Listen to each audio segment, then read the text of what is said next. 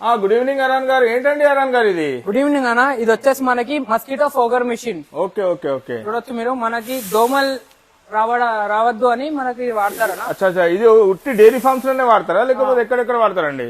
ఈ మనం ఎక్కడెక్కడ దోమలు ఉంటాయన్న, గార్డెన్స్ లో లేకపోతే హోటల్స్ లో, ఇంట్లో ఎక్కడెక్కడ మనకు దోమలు ఉంటాయి అక్కడ వాడచ్చు అన్న ఇది. అచ్చా, పౌల్ట్రీ ఫార్మ్స్ కి, గొర్రెల ఫార్మ్స్ కి అన్నిటికీ మీరు వాడచ్చు అన్న.